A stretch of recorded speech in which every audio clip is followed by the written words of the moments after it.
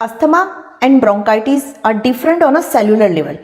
Asthma is linked to cells that are related to inflammation and bronchitis is linked to cells involved in fighting infection.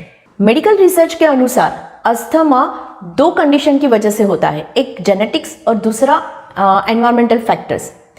अगर specific set of jeans आपके अंदर है और आप environment में रहे, certain allergens, irritant या infections के कांटेक्ट में आते हैं, तब आपको अस्थमा होता है. तो आइए जानते हैं कि ये स्पेसिफिक सब्सटेंस क्या है कि जिसके कांटेक्ट में आने से अस्थमा ट्रिगर होता है.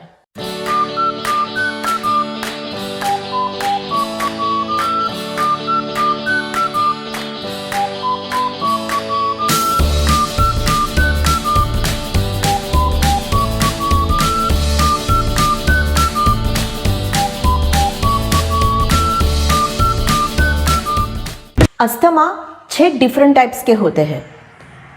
Allergic asthma, non allergic asthma, cough variant asthma, nocturnal asthma, exercise induce asthma and occupational asthma.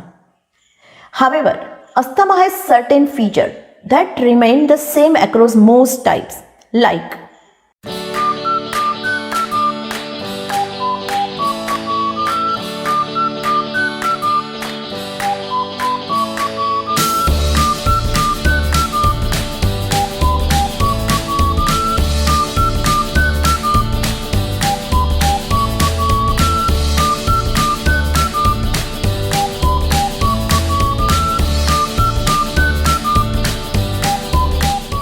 इनमें से जब एक से ज़्यादा फैक्टर इकट्ठे हो जाते हैं तब हमें अस्थमा का अटैक आता है.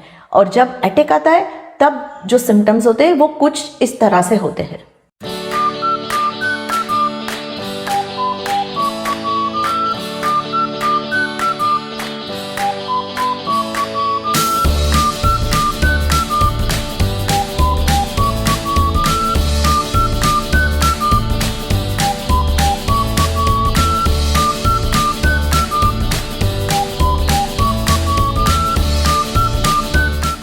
There is no cure for asthma.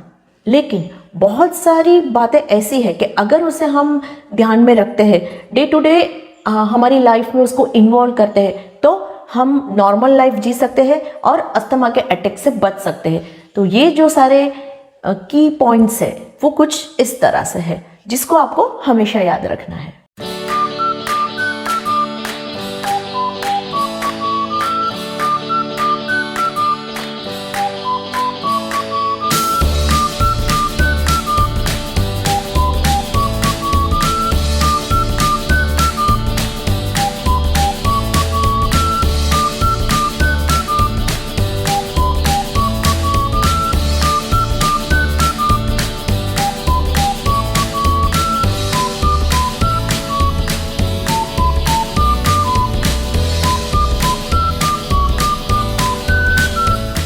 क्या आप जानते हैं कि कफ यानी कि म्यूकस हमारे बॉडी में क्यों बनता है?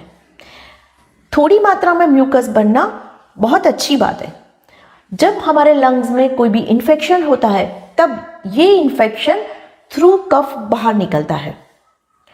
लेकिन जब ब्रोंकियल ट्यूब जो हवा को लंग्स तक लेके जाने का काम करती है उसमें कोई इन्फेक्शन की वजह से सूजन आ जाती है, तब ये कफ बहुत अधिक मात्रा में बनता है और इसकी वजह से आपको ब्रेथलेसनेस फील होती है जिसे ब्रोंकाइटिस कहा जाता है. तो इस तरह से अस्थमा एंड ब्रोंकाइटिस दोनों की मेडिकल कंडीशन डिफरेंट है. अस्थमा जीन्स और एनवायरमेंटल फैक्टर की वजह से होता है और ब्रोंकाइटिस लंग्स में इन्फेक्शन होने की वजह से होता है.